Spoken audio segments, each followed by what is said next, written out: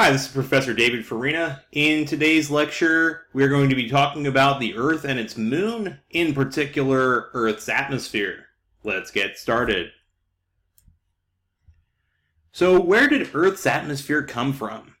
The primeval atmosphere of Earth is thought to have occurred as a result of many different processes. First, the Earth's atmosphere's composition is primarily nitrogen, which most people think is oxygen. About 23.1% is oxygen, but 75.5% is nitrogen, which we personally don't need for any reason other than atmospheric pressure. The third component of the atmosphere is argon at 1.29%, and then other elements and compounds are a very small trace amount. So where did it come from? First, we have the material that the Earth is made of was produced from the solar nebula. The solar nebula, of course, condensed down, as we've discussed in a previous video, and produced our sun, and produced all of the planets in our solar system, and various different types of planets are produced based on their location from the sun and the condensation sequence, as we discussed in the previous lecture. Once the Earth was kind of formed, the material had to differentiate or change based upon the density. So the heavier things went towards the center, and the lighter things with lower melting points went out towards the outside. And the gases, of course, are some of the lightest elements and some of the lightest compounds. And therefore, they were outgassed or released from the rock into the atmosphere through volcanic processes. The second way we have received some of our atmosphere, and possibly our oceans, is through bombardment by icy meteorites and comets. And so, together, these two processes likely produced Earth's atmosphere. So what does the atmosphere look like? We live at the very bottom layer, which is called the troposphere. And all of the weather of Earth actually occurs within this zone. So the highest of high thunderstorm clouds are going to be right at the very top of the troposphere, and some of those highest clouds are going to reach just into the stratosphere, the next layer up. Now you'll notice that there on this graph we've got our temperature, the blue line, is going to change as we go from the surface of the Earth, and notice this bottom is in temperature in Kelvin, from higher temperatures towards lower temperatures as we get higher and higher up. You may have experienced this if you've ever climbed a very tall mountain, or if you've ever gone to the top of a very high hill even. Then you'll notice that some snow-capped mountains stay snow-capped throughout the entire year as a result of this temperature change. Once we hit the top of the troposphere, however, notice the temperature change starts to once again increase with height. Now, the reason for this has to do with a very important layer, which we're going to get into in a little bit later as well, called the ozone layer. Now, the ozone layer is going to absorb UV radiation, and that's going to cause this temperature increase. So UV is being converted into thermal energy, which is also called infrared. Now, once we get to the top of this stratosphere, the stratopause, so we've got troposphere, tropopause, stratosphere, stratopause. When we get to the stratopause, we notice once again a change in temperature with height. In the mesosphere, we're now leaving that temperature regime of the ozone layer, and as a result, we're cooling off. So once we reach to the top of the mesosphere, once again, we are going to change direction again. The mesopause is the last point at which the mesosphere is influenced, and then we start to get into the ionosphere. Now, in the ionosphere, as its name suggests, this is where ionic activities are occurring. Things like the Aurora Borealis, Aurora Australis, as we've discussed in previous videos, the northern and southern lights. And here, the solar winds are interacting with the atmosphere, causing it once again to start warming up. So various different layers have various different properties. Also, please note that we have temperature on this axis. We also have pressure as we go up in altitude. And the pressure is going to decrease the higher and higher we get. And a good bit of the atmosphere is going to be found in the troposphere. So we've got like the vast majority of the atmospheric particles are going to be lowest. And as we go higher and higher and higher, we're going to have less and less and less particles, and more towards the vacuum of space as we get up to the very top. Now, the Earth's atmosphere is a fluid. And most people, when you say fluid, they think of liquids, but gases are fluids as well. So a fluid can actually flow and have heat transfer through a process called convection. So in convection, warm air, which is less dense, rises. Now, that's not really true. If you've ever heard hot air rises or warm air rises, that's actually incorrect. It doesn't rise. What happens is cool air, which is more dense, is going to try to go towards the surface of the Earth due to its mutual gravitation. And as a result, the densest, coolest air is going to push the warm air up. And so convection currents occur as the cool air is sinking and warm air is being pushed up by this cooler air because warm air is less dense. So next time someone tells you that hot air rises, give them a little bit of help. Now, a change of topic. Humans have the ability to influence Earth's atmosphere. And back in the early 1940s and 50s, we in the United States had been producing chemicals that were the result of our understanding of chemistry after World War II. And one of the compounds that was produced is called chlorofluorocarbon. Now, a CFC, or chlorofluorocarbon, was useful in things like aerosols, like maybe a spray can, as you see in this video, for paint, or maybe hairspray. They were also useful in other things like refrigerants that you would use to cool things off, in things like radiators. But the problem with CFCs is that they can actually interact with the Earth's atmosphere and they can damage the ozone layer. And the ozone layer is protecting us from UV radiation. Remember, UV radiation is what causes you to get a sunburn. UVA and UVB are blocked by sunscreen. And if we reduce Earth's natural sunscreen, the ozone layer, we're going to receive more UV. Now, UV is also the same UV that causes skin cancer. And that is a major problem as we move forward. So what's the chemistry going on behind this? First off, this is a photochemical reaction. It requires sunlight to occur. So UV light, this sunlight, causes the breakdown of our ozone in the atmosphere when it's introduced with a CFC molecule. So the CFC molecule breaks apart and releases a chlorine atom. The chlorine atom attaches itself to a O3 molecule and it steals one of those oxygens. And we're left with ClO and O2. Now, you say O2. Well, O2 is breathable oxygen. That should be good, right? Well, yes and no, because now we are releasing the ability for that molecule to absorb UV.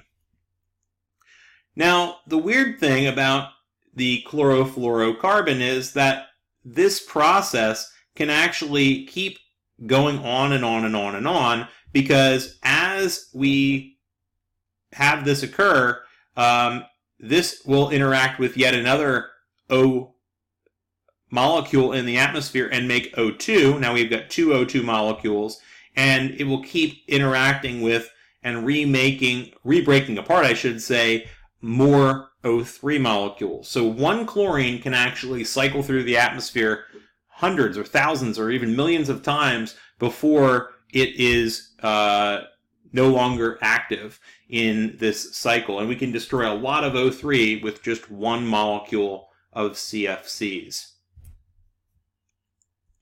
So what does the ozone hole look like? First off, the ozone hole is found over Antarctica. And the ozone in this graphic, the redder it is, the bigger the hole. Now, this is important to note that this color scheme is not going to be the same throughout. In this diagram, red is bad. However, in this diagram, red is good. So just be careful with that. So this is showing average data from 4 years in the 1970s with no apparent hole in the ozone layer. This is, by the way, the first indications we had of what the ozone looked like, because prior to this, we did not have satellites in outer space looking at this. Since the 1970s, we've been studying the hole in the ozone layer that was predicted to form after scientists realized that CFCs would have this negative effect. In the Montreal Protocol, scientists and politicians and global industry came together in Montreal, Canada, and they came up with the Montreal Protocol, which then banned the use of CFCs in 1985. So in the little depiction to the right here, you'll notice the change in color. And once again, Dobson units, we would have over time, good is red here, blue is bad. This is a prediction that was made in the 1970s as to what the Earth would look like by 2060. Notice that in 2060, the entire surface of the Earth is blue. In other words, the hole would expand by 2060 to a point that we would virtually have no ozone left. So this is the product symbol that you might see on the back of an aerosol can. Contains no CFCs or other ozone-depleting substances. So this is found universally on all of these types of aerosol cans these days, and this is a success story. Okay, we got together internationally, we made a decision, and it appears that we're accomplishing our goal. So the ozone layer appears that it is repairing itself. We have to keep studying this, though, and just make sure that we are seeing what we think we're seeing.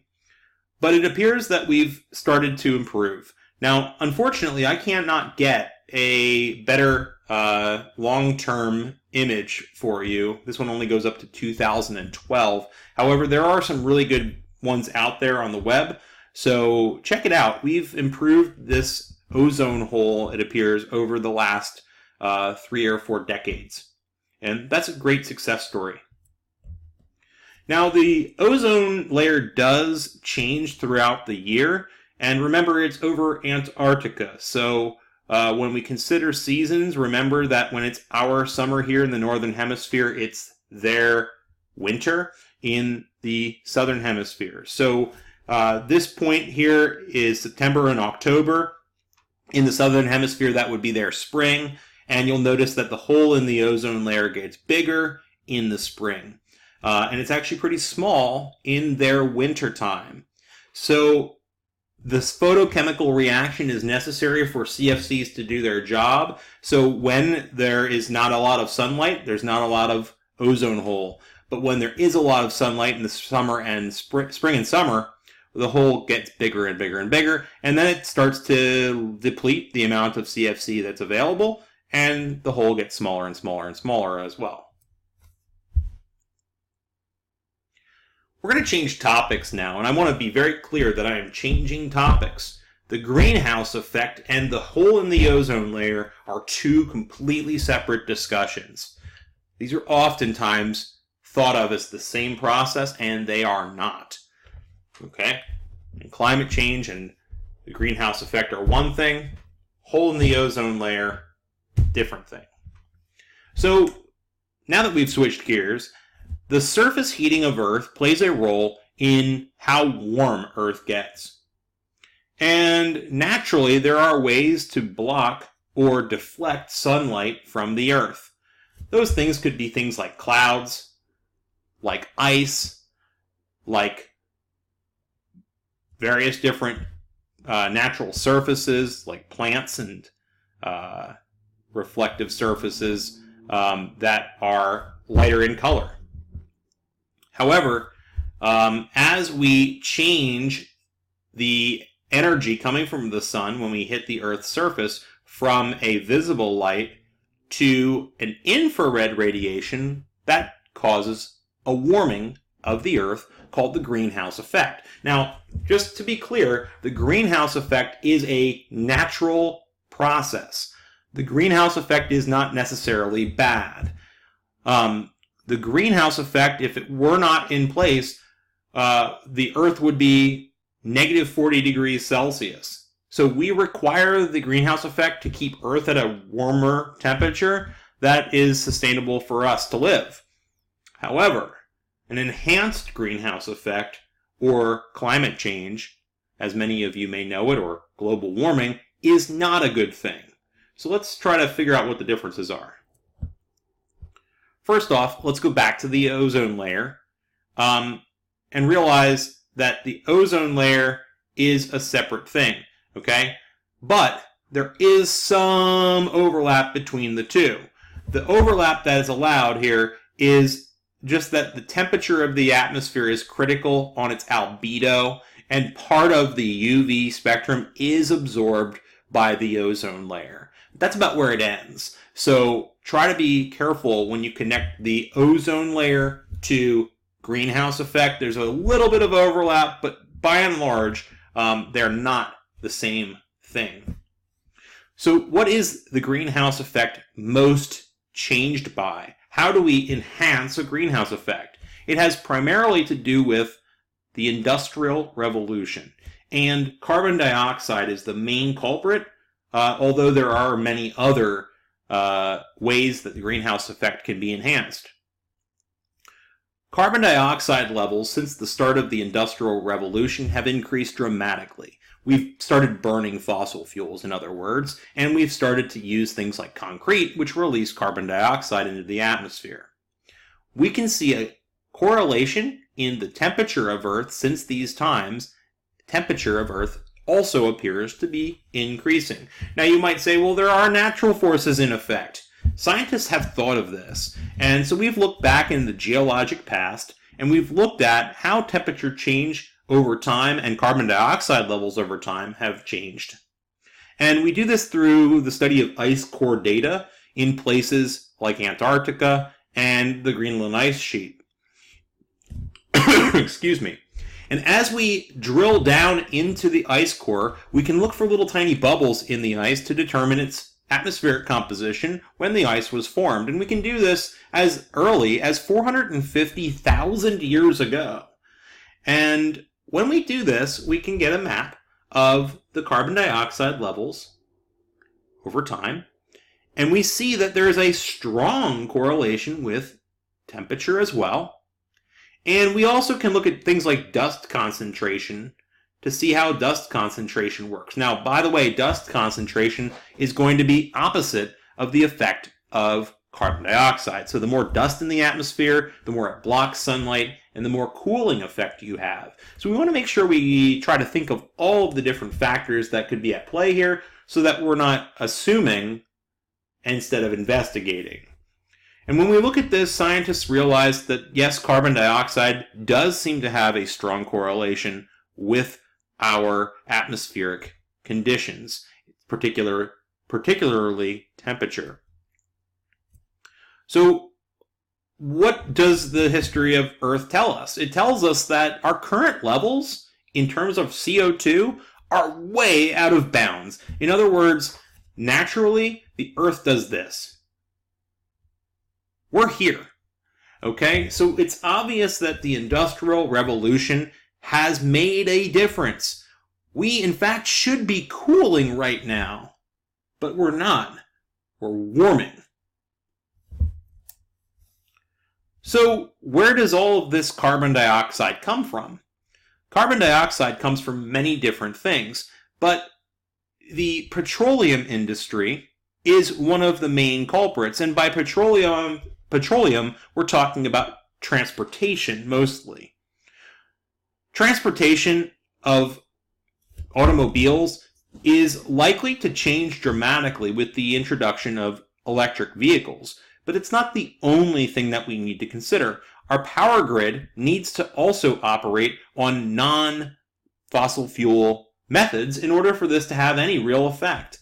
So where does most of our electricity come from right now? A lot of it comes from coal, and you'll see coal is very close to the amount of climate change affecting carbon dioxide emissions. And if we rely on coal for our electricity production, and then we plug our cars into our electric grid, this coal number is going to double, and climate change is going to continue. And so we need to be very smart in the ways that we produce electricity in the future if we want to start to wean ourselves off of this climate-changing carbon dioxide. Now, natural gas also plays a role, and once again, natural gas is going to be a major contributing factor towards our energy transition, but if we rely completely on natural gas, then we're going to continue to see this number climb as we plug in our cars to produce electricity using natural gas. Now, cement production, as I said earlier, is also a factor, and so you'll see it is a factor here. And cement production, especially in developing countries, is going to continue to play a role in the future. So we need to think of ways we can reduce carbon in ways that don't negatively affect our economy, but also produce jobs and keep things moving forward. So let's look at the breakdown by sector. Here we've got industrial processes, 16.8% of greenhouse gas emissions. Power stations, 21.3% of greenhouse gas emissions. Waste disposal and treatment, 3.4%. By the way, this is mostly in the form of methane. Methane is also a greenhouse gas as well, as you can see here. Methane is on this. Here's carbon dioxide. Here's nitrous oxide, all three greenhouse gases. Land use and biomass burning, right here, 10% more. Residential, commercial, and other sources, 10.3%. If you heat your home by a fossil fuel, you're contributing to this. Fossil fuel retrieval, processing, and distribution, 11.3%. Agricultural byproducts, 12.5%. And then transportation, 14%. So we can make a change in this and how we produce power stations, how we do transportation fuels, and we can start to dig in to each of these sectors in targeted ways that reduce our greenhouse footprint. But another thing we need to also consider is some of the carbon cycle. So the carbon cycle is important to life on Earth, but it's also important to the composition of our Earth's atmosphere. So when we look at the Earth and where carbon is, much of it is not in the atmosphere. The vast majority of it can be found in the oceans and on land in terms of vegetation. And so while we look at the carbon in the atmosphere, we really need to consider where is it overall and what are the areas where we have fluxes or change in the amount of carbon that's in motion through these cycles. So I'm going to zoom in on this to help you in a little bit, but something you should consider. Human activity includes both CO2 emissions and deforestation. So it's having a drastic effect on greenhouse gases through deforestation as well. As a result, temperature on Earth is increasing, and we consider this to be global warming. But I would like you to start calling it climate change because it's not going to be warmer everywhere. Some places are actually going to get cooler. Some places are going to get warmer. It's also going to change the patterns of weather conditions, wetter versus drier, and we need to start thinking of the holistic way to consider how a higher CO2 future will look. It'll be more climate change, not necessarily always considered global warming.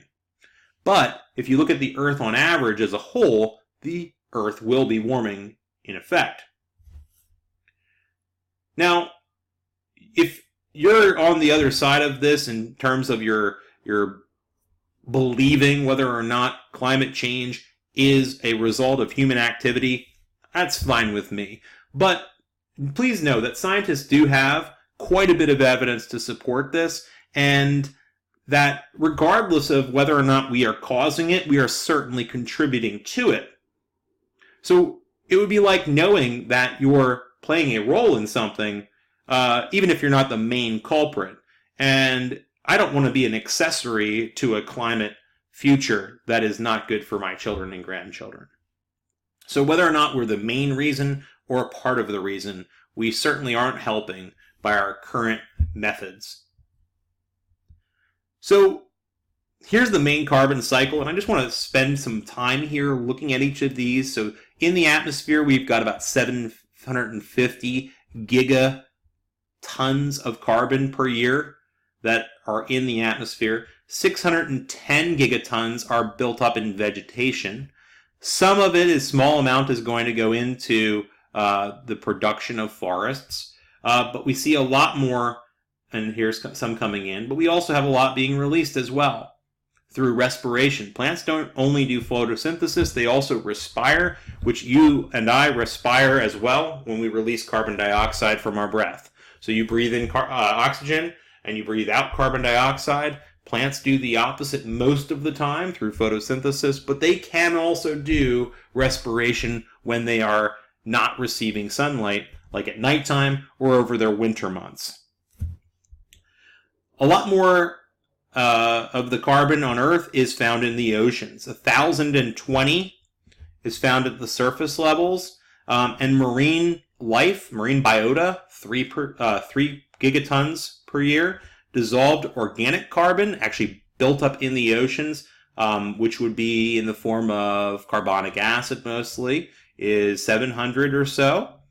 But deep ocean, look at this number, 38,100 of these gigatons per year locked up in this cycle. And we've got these gigatons of carbon are in these cycles of 100 going up and 91.6 coming down. That means we're gaining carbon towards the surface, which can then be released to the atmosphere. Something to consider. Sediments can be produced as well. So at 0.2 per year, we're producing things like limestone sediments. But these things take millions of years to form and make the sediment load we currently have of about 150 gigatons. So carbon is in motion. Now the fossil fuels and cement production here on Earth, we have about 4,000 of these gigatons, and we're releasing 5.5 gigatons per year at the current rate. But we're also burning biomass, and we're using up our forests, and we're cutting trees down. I'm not talking about 1 or 2 trees. I'm talking about things like the Amazon rainforest, which you can see here on the graphic in red, is of the highest amounts of total biomass on Earth. We also have the Congo, as well as one of the main regions, another jungle. And these are massive storage of carbon. And if we start to cut them down, we release that into the Earth's atmosphere, and it contributes to climate change. On the bottom here, by the way, these are just the uncertainties in our data. So if you were saying like, okay, well, how much uncertainty do we have? We have very little uncertainty in terms of percentage in places like the Amazon, where this is most dense. It's mostly highly populated areas where this number starts to get questionable. Now, how does the greenhouse effect occur? It's kind of similar to the way your car gets hot in the middle of the summer. So visible light is able to enter through glass. In this case, it hits your seats and your steering wheel and all of the stuff inside of your car, especially if you have a black interior like mine. And once it hits those surfaces, it produces infrared radiation, which the glass can trap that energy in. Same thing in a greenhouse. Light comes in through the glass, straight through it, hits the inside of the greenhouse, warms up, creates infrared radiation, which then gets trapped inside the glass. Now, the Earth's atmosphere works in this way. Visible light travels through, hits the surface, warms it up, but then the greenhouse gases like CO2, like methane, they all block the escape of this infrared and trap infrared inside. There's no piece of glass, of course, over the Earth's atmosphere, but it works in a very similar way. Hence the greenhouse effect. So mean temperatures on Earth and temperature anomalies. So an anomaly is simply a weird region. So 1940 through 1980, you notice these are the temperature anomalies. 2 degrees would be a high temperature anomaly, are mostly focused towards the poles.